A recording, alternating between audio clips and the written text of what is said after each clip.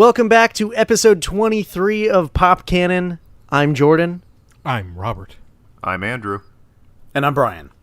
We're back with another S1E1, and today we are talking... Pete's Dragon, everyone. Pete's Dragon, the remake of Pete's Dragon. Pete's Dragon, the TV episode, yes. Season 1, Episode 1 of Sons of Anarchy. Get on your motorbikes. Join up with Sam Crow. So, I'm the only one of the four of us that has seen the show in its entirety.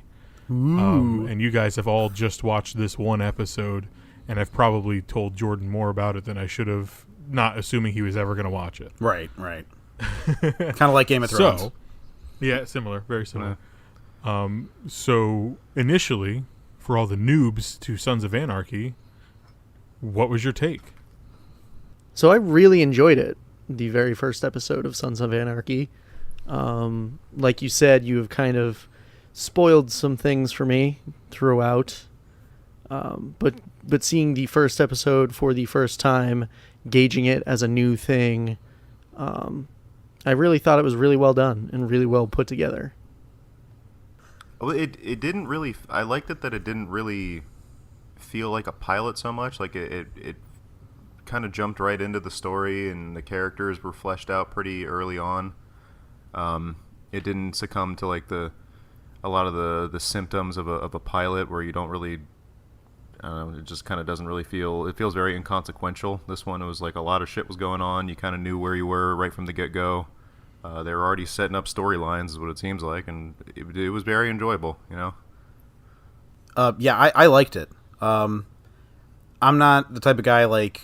I don't get much out of the biker culture. It's not something that's really ever called to me or anything like that. I guess maybe because of the overlap in real life with biker gangs and white nationalism and racism and so forth, and the drug trade and murder. Kind of just something that I was like, yeah, I don't really care too much about it. Understandable. But you know, I mean, thanks, Andrew. Being the voice of I get it. Yeah, no, I get your revulsion to crime with murder. Yeah. I mean, obviously, if you've consumed any amount of pop culture, you've got some, exposure to biker gangs. Like, most people know about Hell's Angels, or have seen clips of Easy Rider. Myself, like, the most I think I've ever gotten was the biker gang in Pee-wee's Big Adventure. They were pretty scary, though. And when he knocked those bikes over, it's like, oh, well, Pee-wee's dead now. He's going to die. They're gonna kill him and make an example. You mean, wait a minute.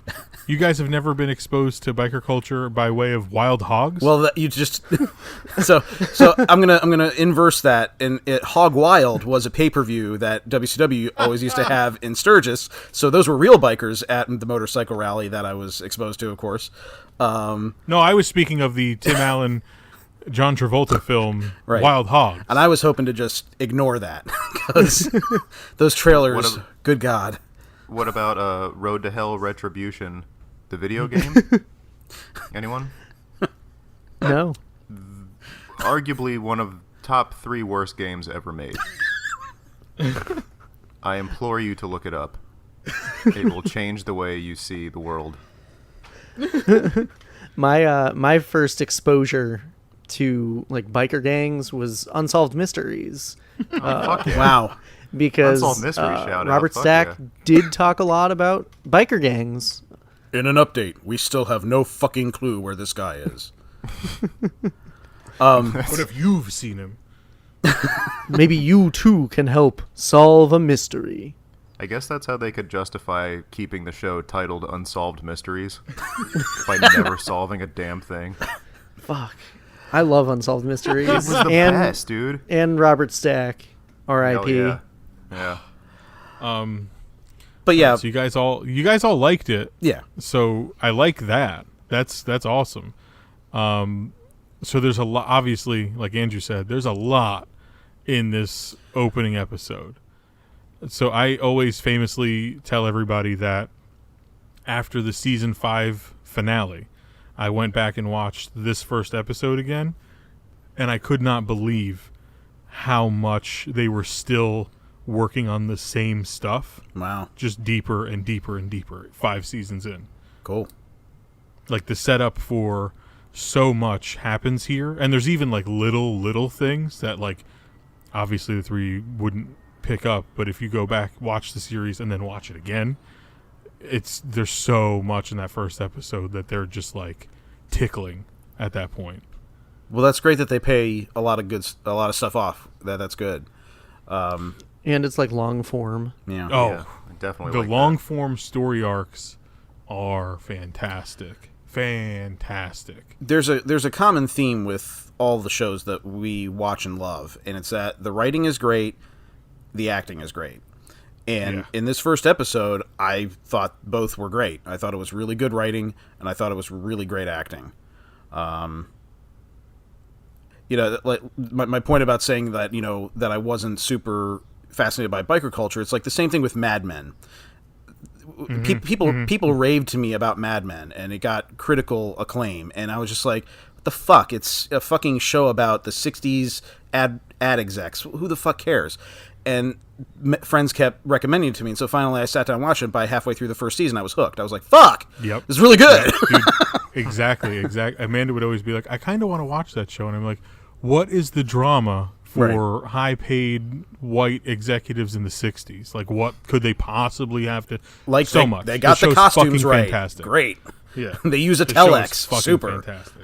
Everybody's And smoking. and it's similar in that vein that like it's so believable from like a setting point of view for both of those shows. I rewatching it this morning, I was like, shit, this is like so layered in the setting and just what they're all wearing. They all have different patches on their what they call their cuts, Right. their leather jackets with the Their Sons of colors. Anarchy logo on them. Amazing detail. Even that table, which is my Blu-ray set, Right. is I always wondered what that was, having seen it down in your Yep. basement, wondered what that was from, and now I know. Huh. Yep, it's the table that they all sit around to do chapel, is what it's called. Is it made out of redwood? The table? I wish. No. The table in the show? Table, Yeah. the table in the Yeah. show looks like it's huge. It could be redwood. So So I also wanted to address right off the top, they use the word Sam Crow as like a noun for the gang. right, yeah. Sons of and that Anarchy, stands Motorcycle Club, Motorcycle Club, Redwood Original. Yeah, Oh shit! Yeah. That's what that means. Huh. So when they say Sam Crow, it is that all of those words together. yeah. Well, that Because really there's worked out different there's different groups from different areas. So Redwood Original is this group, the charter Okay. group or whatever, and then when you go south there's like San Diego. And so if you've ever seen weird people that have customized t-shirts that have their location at the bottom of it, that's what that is. Gotcha. See, I was wondering too why some of the guys had Redwood Original on their patches. Yeah, that's just the location of their club. Okay. But it really was a fascinating look into that subculture, even just on a single episode basis. Yeah. Like, Yeah. I mean, obviously they're not great people, but they are interesting. Yeah, Yeah, if you don't definitely. like the quality of the people in this episode, there is very little to redeem hardly any of them ever. Well, look, some of the best TV shows are about horrible people. Just look at Exactly, at Seinfeld and It's Always Sunny. Definitely not where I thought you were going to go with that, but all right, I'll take it. I was thinking like Tony Soprano. Like, Oh you well, can't yeah, like there's that guy. Yeah, right? Breaking Bad. Breaking Bad, you Oh, can't yeah. like Walter, but like that's the thing. Yeah. So what? Who was your favorite character of the first episode? I'd have to say the Asian Elvis. No, no. I He will never say, broke character. I know that. I did like that he committed to the bit the entire time he's getting his ass kicked. Like that was great. Like, oh my goodness, oh my Jesus Christ, good Lord. No, He's committed to his character. You got to give him that. yeah. No, I mean it seems obvious, but Jax is a completely compelling character, you know. Yeah. Yeah. And it makes sense that he's the main character. So. Mm-hmm. Yeah. I mean, I'll have to go with Jax too. But what is his mother's name? Is it Gemma? Gemma? Okay. She seems like someone you shouldn't fuck around with. Like, No. Jesus Christ. Yeah, she's, I don't want to spoil anything for you, but holy fuck, stay out of her way. Yeah, she's Okay. fucking cold-blooded. When she just drops at the end, she drops the drugs off to the chick in the hospital. Yep. Or even before that, where she's are she and Ron Perlman's character married? Are they? Yes. Okay, so Right.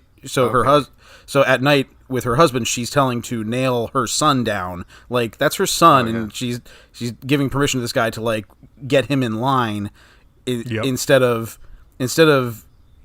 looking at her son's suggestion, like, hey, maybe we don't run guns. Yeah. Like, maybe and, we not. And earlier that night, I should say, before she got home to talk to her husband, kind of telling her son the opposite, Right. Or like not really pushing him too hard to fall in line, so she still comes out like the good guy, Right. Like it's a master manipulation tool. Yeah, she is the master manipulator. super of the show. devious. Yeah, And I love that in just one episode you start off with, I think the first time is you hear her, she's on the phone and she's in her car talking about, you know, the prospect, you know, that, you know, don't trust anyone who doesn't eat meat, something like that, and you're like, oh, it's kind of harmless, you know, and then you see her at the house cleaning and it's like, oh, well, that's really nice she's doing that, but then that night it's like the switch is flipped and you see what she really is, and it's fucking crazy. Yeah. That's why she's my favorite character of that episode. Just the scene alone with her and Jax, that was my favorite scene of the episode. When they're in the house and they're cleaning, and they just had a good back and forth, and it was really well written. Yeah. Like the dialogue. And he had an objective there that she didn't realize, and he was able to get her out believably, just saying like, Mom, why don't you just go home, come back and clean up, I'll lock up. And then he had to go get the drugs and the gun and out of the desk and everything. Yep. It was that's definitely a great scene, just like piled onto a bunch of really good scenes. Yeah. So also, I think Opie was an interesting character. Yeah. Seeing as how he was like the only one to not want to be there. Opie is a fantastically compelling character, and you grow to love him over the course of the series. So I liked his character, but that's something like you just said, Rob, like I could see with more that would be an even more compelling character, but we got so little time with him, you know. Yeah, and he's such like a he's like a loyal sidekick in a way, but he also kind of operates as Jax's brother. Even though he's like obviously not actually his brother. Opie's father, and I know they mention it in the episode, but Opie's father is the old guy with the oxygen at the table. Right. Yeah, I kind of gathered that Opie, from that Opie called him scene. Pop. Yeah, well, that's why I was like, I know that he says it, but there's a lot going on, and you might be able to miss it or whatever, but that's Opie's father. Right. And Opie's father was best friends with Jax's father, so that's how they grew up together. And Opie's father and Clay, Ron Perlman's character, are not the best of friends. They're part of that group together, because as they go forward through the show, you learn that there's a patch that says Original 9, and Original 9 is the first 9 guys in the club from when they came back from Vietnam. Whoa. Wow. No, I'm just kidding. Sorry, Oh shit! Fuck. So That seems pretty obvious, but yeah, well, so they all form the club together, So- and that's where Jax is kind of finding out what his dad was actually, quote unquote, trying to do. So, were the original 9 in Vietnam together? Yes. that's interesting. And they came back, and that's why when Gemma's like, it's more, or Jax says it was more like some hippie bullshit. yeah, like Like they came back from like Vietnam and wanted to rebellious just be left alone. social Yeah. social rebellion instead of being outlaws. So Piney, which is the name of Opie's dad, I don't think they actually say it. Opie's dad and Clay, as the series goes on, are just at odds for a lot of it. Like, he always goes along with Clay to, like, keep peace, but he's always the one that's like, I don't know. And I'm sure Gemma the entire time is just behind the scenes, just stirring the shit. Gemma is a puppet master. Yeah. Oh, shit. Yeah. And I love Katie Seagal. Yeah, it was... Yeah. I knew she was in this, but it was still... So I watched it again today, and the first time I watched it was a couple months ago when we first started discussing doing this, and it was weird to see her in that role. I don't know why. Like, I mean, obviously everyone knows her as Peg from Married with Children, but then I know her voice from Futurama the most. Like that, so it's strange to hear her voice, being a complete cunt, just a total ice queen. And I'm rewatching Lost at the moment, so she's in that as well. Really? What? So I don't remember that. Yeah, but seeing her in that, like you said, Brian, it's a totally contrasted role. Yeah. I forgot she was good at what she does. Huh. Shit. So, favorite scene of the episode? You had said, Jordan, you had said that you liked the repartee between mother and son at the house. What was some of your other? So, what were your guys' other favorite scenes? Wow. Man. I gotta think on that. Man. This one, it had a lot of just really good shit going on throughout the whole episode. Like Jordan said, the whole conversation. There's the cool, gunfight at the end with, was it the Mayans? Yeah. Yes. They're going after it because they blew up their storage, their guns or something. Their gun warehouse factory. Yeah, and that's basically where they force Jax to, man up, I guess, and fucking waste that guy. And he doesn't. Yeah. Well, he does, in a way. He shoots him. In a way. He shoots him after getting shot, and then the guy just, I guess, bleeds out. Or he just wouldn't do another shot to double tap. Right. and all this going on while his newborn or about to be born son is like fighting for his life with a heart condition. He had like, what, a 50-50 chance, and that's kind of in the back. 20% chance to survive. 20%. Yeah, and that's kind of going on in the background of all this, and you can kind of feel it throughout all the shit that's happening. And then when you finally get to the end and see, I don't know, everything was great. 10 weeks premature, has a rip in his stomach and a hole in his heart. That's insane. And his mother was doing drugs, right? Yeah. Yep. Yeah. She was doing crank. I get you every time, that crank. And so that other rival gang, like, sold... The Mayans? No, not the Mayans. Oh, the Mayans. The black guys or the skinheads? The skinheads. That's skinheads. Who it was. They sold her drugs. Yeah.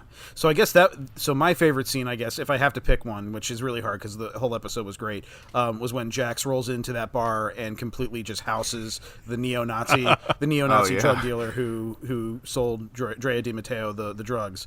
And then you don't realize it when it happens, but you see as he's leaving away that he drove the fucking pool cue into the guy's nutsack.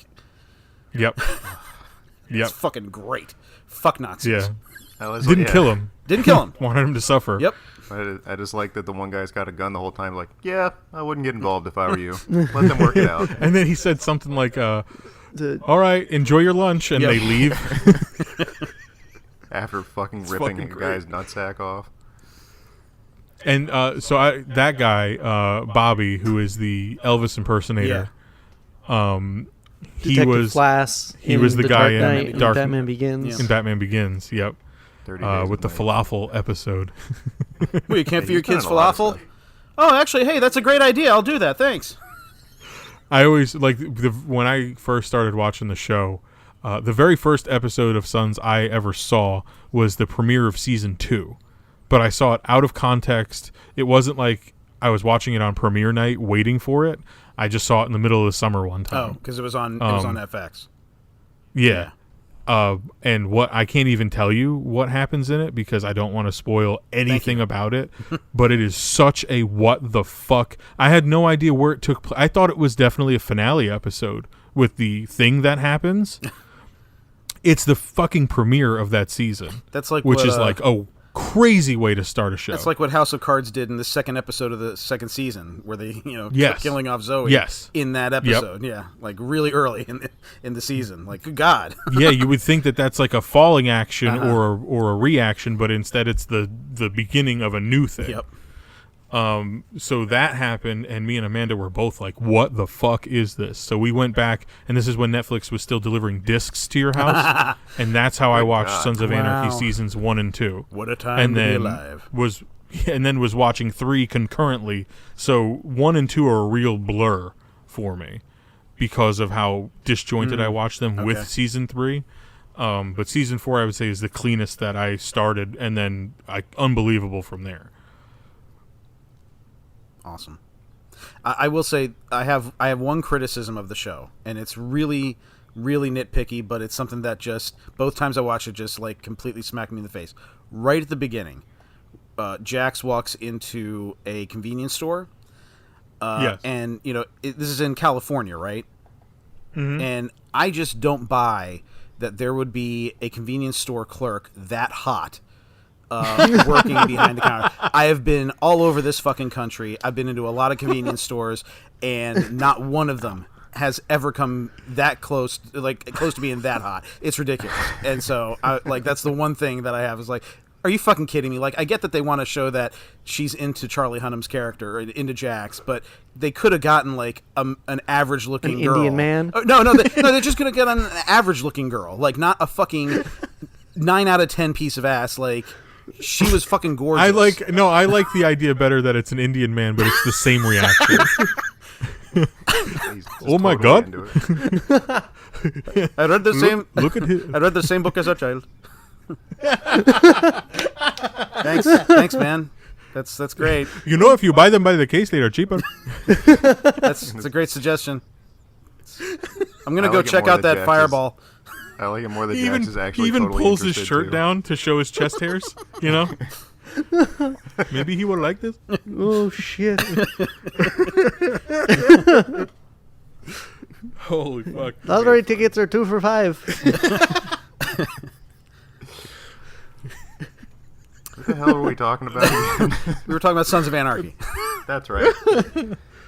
That's great. No, I was saying Holy that shit. that was my only criticism. I mean, was there anything that you guys didn't like? Not really that I can think of. I was pretty invested throughout the whole thing. Yeah. They did the pacing was done really well throughout the whole episode. That they hit the right beats at the right times to keep you invested throughout the entire thing. I think maybe the only criticism that I have, and this is like Brian said before, his was nitpicky. This is me being nitpicky.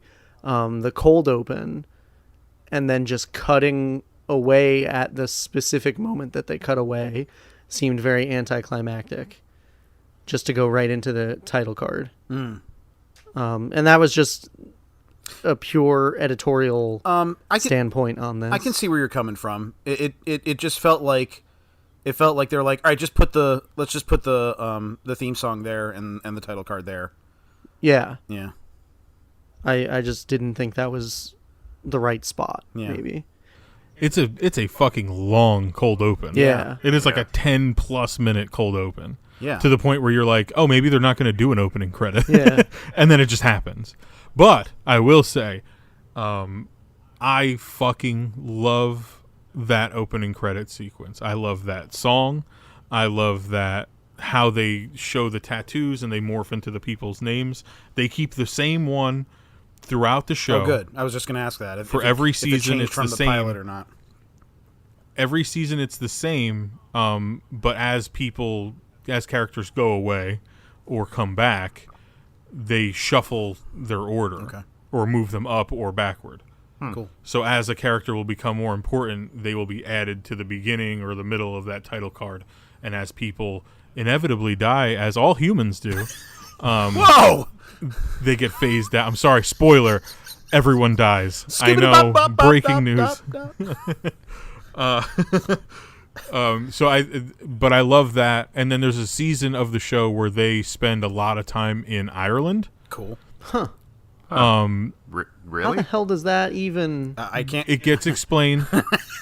It gets explained. It does make sense, although it is probably my least favorite season of the show. And what season's that? 3. Okay. Like they just have a really nice trip to Ireland and take a lot of pictures. Right, yeah, they just go on vacation. There's no more murder. Every series has that. Every series has I mean, look, The Wire is one of the most critically acclaimed shows of all time. Season 2, widely, is... It takes place down in the Baltimore in the Baltimore docks. Deals a lot with the Greek families who run the docks and everything. It's widely known to be the weakest of the 5 seasons. So it happens, but it's still like, necessary to watch. So Yeah. Well, that's the thing about season 3 is that it informs a lot of background on all of them. Okay, and a lot of like connections and relationships going forward. So it's vital. Well, it's just maybe not the most exciting thing to sit through. But for that title card for season 3, they add like Celtic, some sort of Irish instrument, Oh, Celtic cool. instruments Cool. to that song. So it's really cool. I really like when shows do that, when they alter the opening, little ways like that. Yeah. It's just a nice little touch of polish on the whole thing. yeah, like how cool was with Game of Thrones in the last season, all the changes that were made to it. I thought that was to the opening sequence. I thought it was fucking awesome. Yeah, I Love love that. that stuff. I thought it was just so well written. I know I'm coming back to that, but it really, we've talked about now our Altered Carbon, Game of Thrones, and this show so far, and there's a theme there that they've all got that great writing where they kind of just throw you in the deep end, and the characters are, they're already really established doing their thing, and you kind of have to just make your way through it in a good way. But shit, the show is fucking heavy shit, man. Yeah. Like, Yeah. not in an epic, the fate of a planet or a continent or anything. It's just, on smaller interpersonal levels, heavy shit, man. Yeah, this show there's an emotional weight to this show, and it's almost like the extreme hyper violence in some of it is like catharsis. Yeah, so I'll say I appreciate. I don't much like gross out stuff, and there wasn't. I'm not saying there was gross out stuff in this, but like I appreciate the going for it. Like, oh yes, you're going to see these charred bodies of the 2 illegal immigrants who are working for Sam Crow. You're going to see the baby getting, basically operated. Surgery. Oh man, that was rough. That was rough. That was really rough. It made me uncomfortable. Same here. Just because like, not the visual like you said, but like the idea of that happening, and it really like makes you feel for those characters. And what I love about the fact that the baby had the surgery more than anything is that, well, obviously he survived, so that's one thing.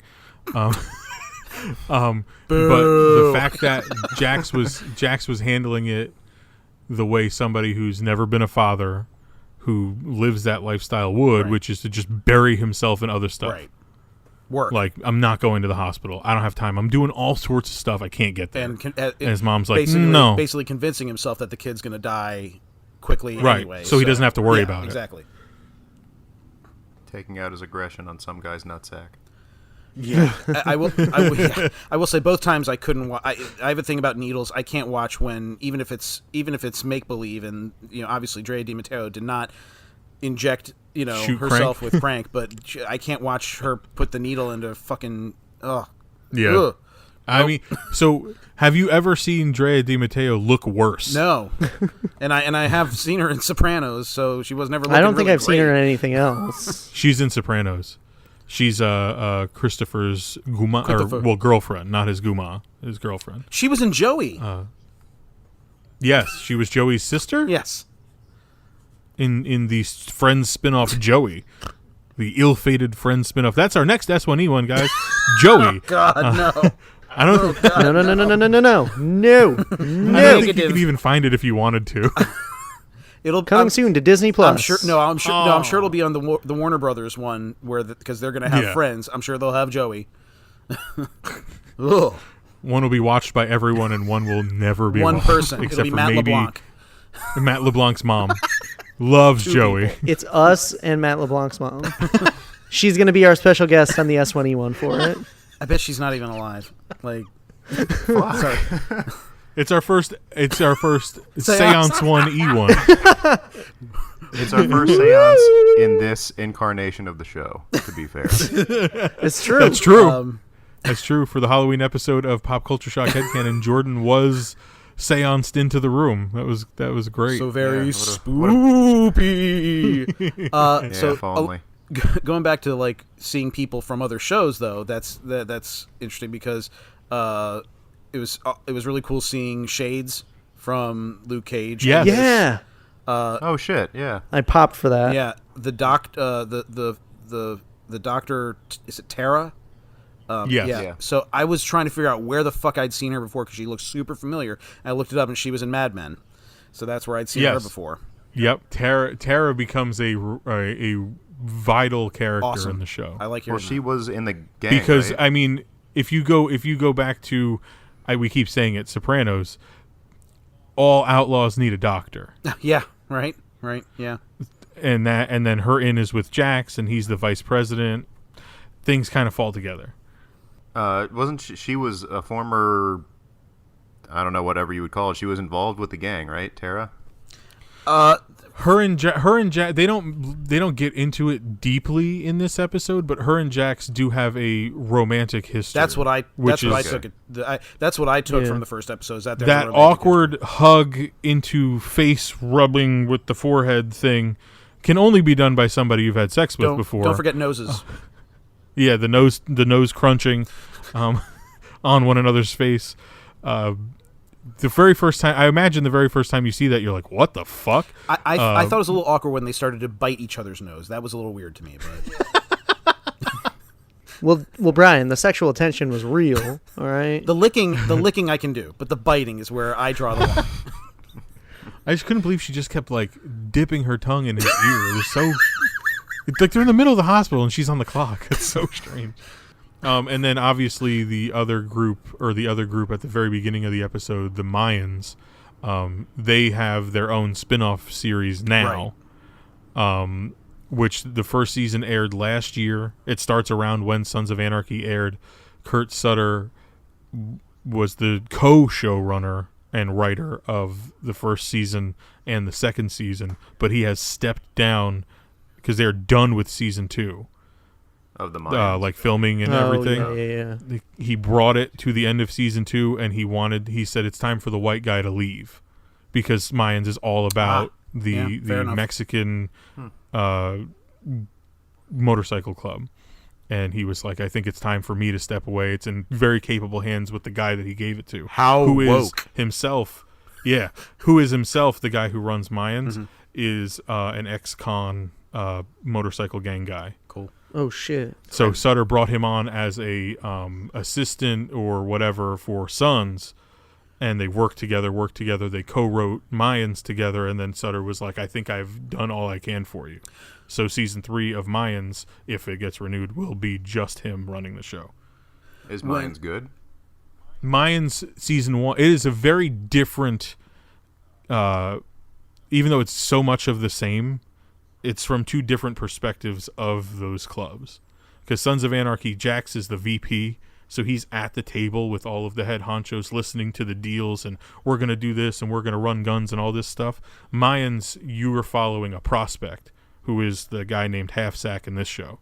So you see all of the stuff that the prospects have to do. You don't necessarily deal with the top of the table hardly at all. Well, it's kind of So cool. it's 2 different sides of that coin. Well, and of course it's a different, it's very fiery. It's got a lot of spice to it, because they're Latino. Asian. No. Spicy Asian cuisine. Asian Yes. Elvis. Yeah, Yeah. General So's. That is the name of their motorcycle club. No, but that's good. That's GTMC. that's good that they're keeping that universe going well. When I do remember something like when Sons of Anarchy came out, was there were people involved with the Shield involved with Sons of Anarchy? Yes. Okay. Sutter was first on the Shield. Okay. He wasn't like the creator, but he was I don't know if he was a staff writer or one of the top writers on the Shield. Okay. But he was on the Shield, I think, for its entire run. That's another one of And those that- shows that, again, Yeah. huge critical acclaim, and people I know were raving about it, but have never checked out. So It's that's where Sutter got his connections at FX, was doing The Shield, and then he was like, I have my idea and The Shield had ended by the time Sons started. So they needed that time slot, and they wanted something gritty like that. Well, I'm definitely going to watch more. It's a show I could definitely see myself just getting addicted to, And Oh, fuck Yeah. yes. I'm so happy to hear that. I mean, look, a well-written show is a well-written show, That's just how it is. I read something that they want to do a prequel that follows the original 9. That is something that's been rolling around in Kurt Sutter's head for a long time. Oh, okay. Initially, the idea started off as he wanted to do a film of it. And Brad Pitt was set to produce and maybe star in. And I think those talks probably fell apart. I think Sutter still wants to do a limited run 10 episode or maybe 9 episode season where it's just each character and that's it. I mean, I see it'd be interesting. I think casting it will be a nightmare. Oh man, the de-aging CGI for Ron Perlman is going to be insane. Yeah. Oh my god, he looks still like a lion somehow. Oh my god, it's Hellboy. They just make him red. Look, he's young. Hellboy's face is very smooth. It is. I love Ron Perlman in this show. I just love Ron Perlman in general. So I mean, that's same. his involvement in it is bonus. The pilot was originally filmed with a different actor. Really? Ron Perlman is a replacement. Wow. I just read Shut that. up. They filmed the entire episode, and they're like, "Nah, let's start over." Yep. Right? Yeah. Wow. I don't know if it was FX or if the actor had something else that got picked up. But I forget what the circumstances were, but they recast and Ron Perlman was added in at the last minute. They reshot all the shit that had that character in it, and that was that. Do you But know who I it can't was? imagine the show without. I don't Okay. remember. If If I did any amount of preparation for this show, I would probably know that off the top of my head. But if you guys talk for maybe 10 minutes, I could probably figure it out. I'll just say, not so much my favorite scene, but I loved that the closing shot of the episode. It was Jax going in to see Abel, his son, having come out of surgery successfully, and I think Gemma comes in with him, and then you just see come in from the right hand side. There's Clay. Yeah, there's Clay. It's fascinating to see that kind of the use of the colors that they used and so forth, because it looks like Clay is really the devil coming in, but really it's Gemma who's over his shoulder. Yep. Yeah, I thought that was really cool. And I think a lot of, I don't know how much necessarily Kurt gets behind the camera. I know that as the showrunner, you probably have specific things that you want to see.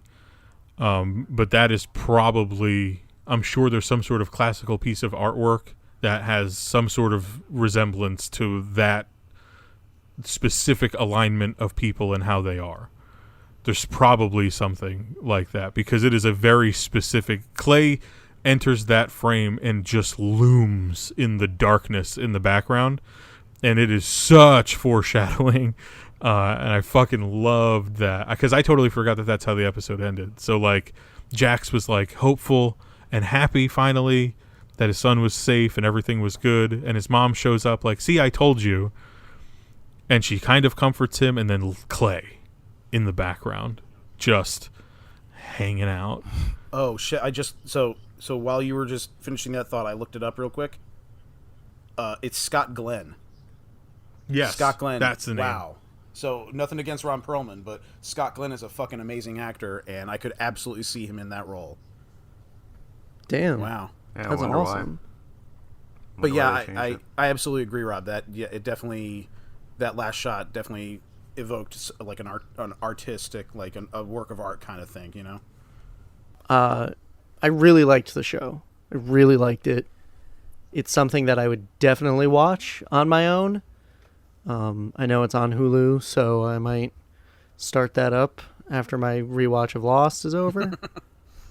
But yeah, it's something that, like you said, Brian, I could get invested in and see just running with it. I'm the type of person that when I'm into a show, like, you know, it's like with Breaking Bad, you know, I'll just probably just house it in a month, you know. Yeah. Because there's just, I want to see what happens and what goes on with these characters that I've become invested in and so forth. So yeah. And I really like the long form storytelling and the paying things off after seasons, and so I'm in. I'm in for more. That's actually got me more interested to know that they the long form storytelling. 'Cause I love that kind of stuff, to have it all play out that way. But yeah, it's definitely a show that you have to watch you can't just like pick up an episode. It's not like watching The Office. Yeah, Right. This is like you need everything before this to get to this. Yeah, serialized storytelling. Yeah. I mean, it was a fantastic pilot. Yeah. It had everything you would want for it, and it made me want to keep watching the show. You know, it was Imagine being like an executive at FX and just like taking a shot on a guy that worked on one of your other shows, and then he turns in that. You know, Yeah, and they did what, 9 seasons? 7. 7. That's still 7. a lot. But yeah, and that's all. He refused to go more. Yeah. They wanted him to continue, and he was like, I can't do it. I can't do anymore. His whole vision from the beginning was 7 seasons. So he got to tell exactly the story that he wanted, went out on his own terms. There wasn't any sort of like, we're just burnt out or I any of respect that. that He's just so like, much. Yeah. Yep. Same. Yep. And they offered him, they were like, do season 8. We'll give you this much. You do. And he was just like, no, because it's going to bastardize Right. what He's I done. want to do, my story that I want to tell. I respect And the integrity. the easiest like explanation of the show is Hamlet on motorcycles. Right. Okay. That is that was in every review when it came out. Hamlet on motorcycles. It becomes so much more than that, but if you keep that in mind throughout, a lot of things make more sense, and it's sort of like an easy way to like just ground yourself in what you're looking at here, because there's a lot of stuff. But like if you think Hamlet on motorcycles, that's But just back to the 7 seasons, so many shows go too long.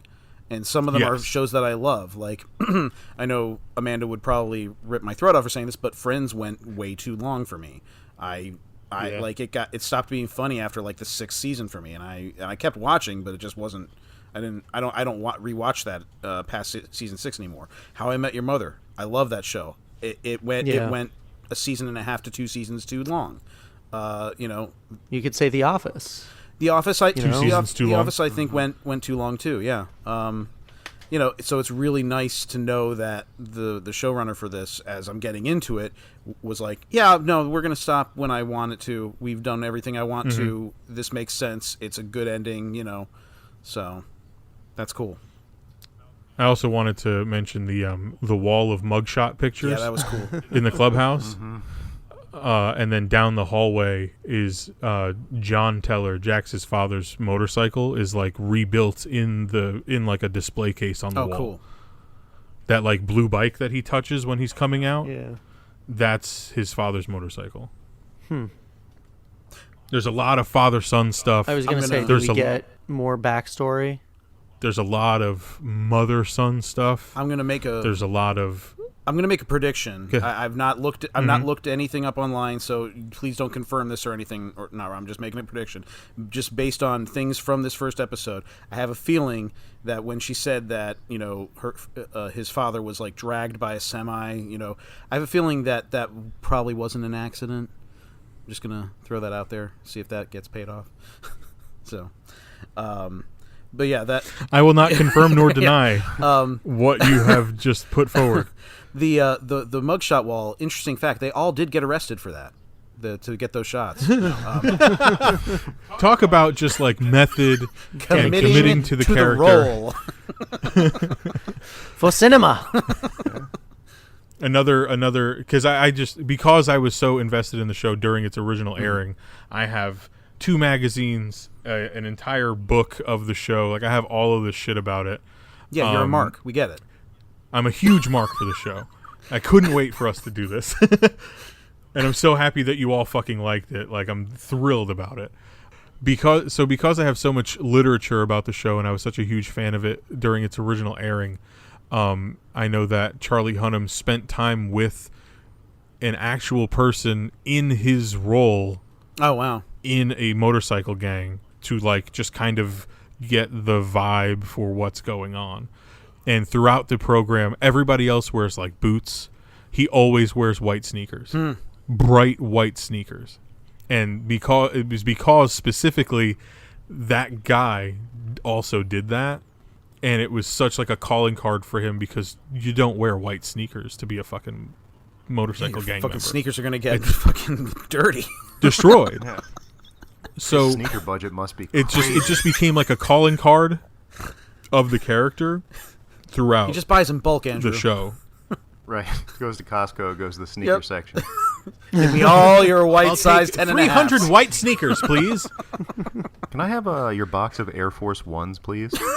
With like all of your fresh Nikes. Give me the K-Swiss, please. He wears his K-Swiss.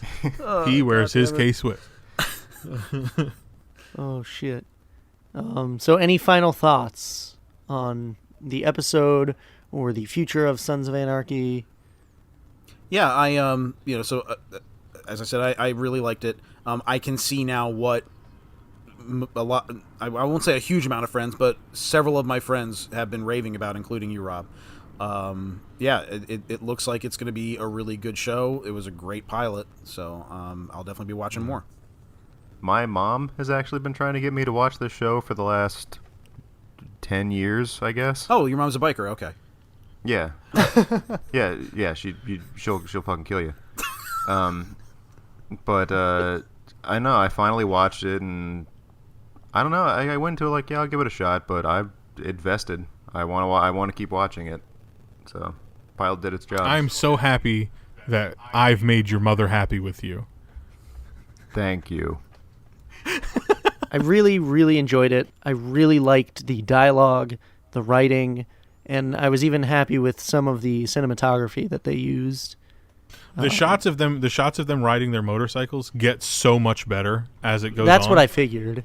So much better. Yeah, but I don't know. I'm looking forward to continuing my watch of Sons of Anarchy. Finally, this is all music to my ears. I love this. And now our watch begins.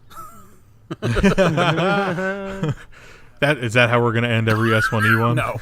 With whether or not our watch begins if or it not? ends up being like that, that's fine, but I really didn't plan on saying that. It just... Brian made it a thing, just like Man in a Cup. Damn it, motherfucker.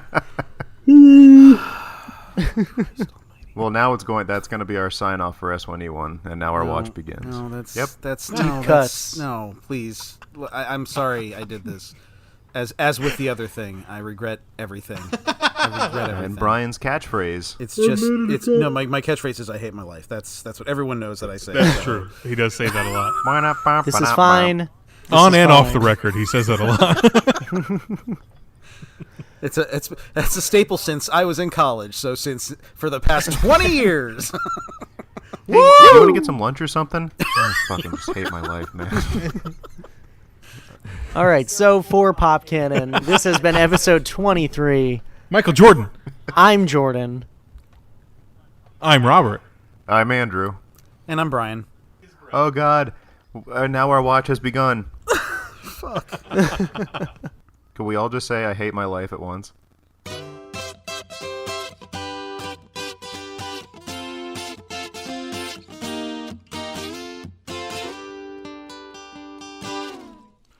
This was our third installment of our S1E1 series, all about the FX original show Sons of Anarchy's first ever episode. Did you hear anything that would make you intrigued to check the series out?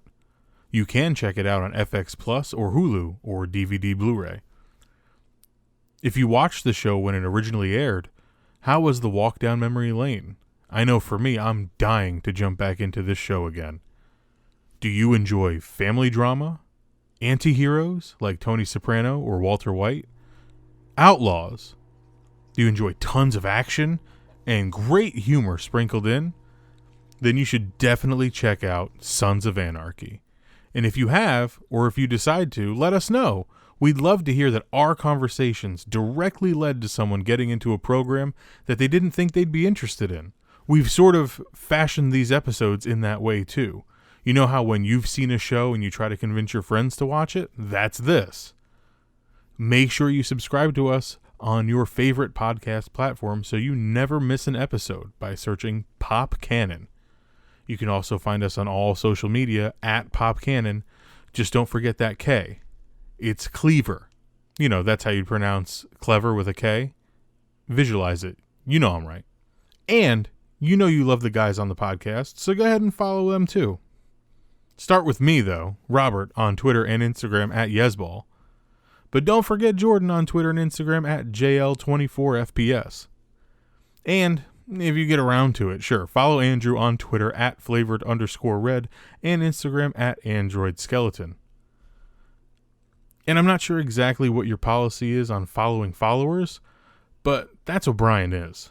His buddy asked him to help move some old crates from a farmhouse in this remote area of Northern California, and let's just say it got out of hand fast. These Mexican dudes showed up on their motorcycles and shot the place up. Sure, Brian escaped. He hid in a safe room with these two Mexican women, but he made a break for it when the place caught fire. He heard the bikers leave and he took off running into the woods. We still haven't even seen him. I don't know if he fears for his life or... I wonder if those women he hid with made it. Yeah, so that was dark. And if you don't know what I'm talking about, check out S1E1 of Sons of Anarchy for full context. And for those who have seen it, I'm sorry, I guess. Like I said last episode, spooky season is upon us, so stay tuned for more episodes, including an It Chapter 2 review with some special guests.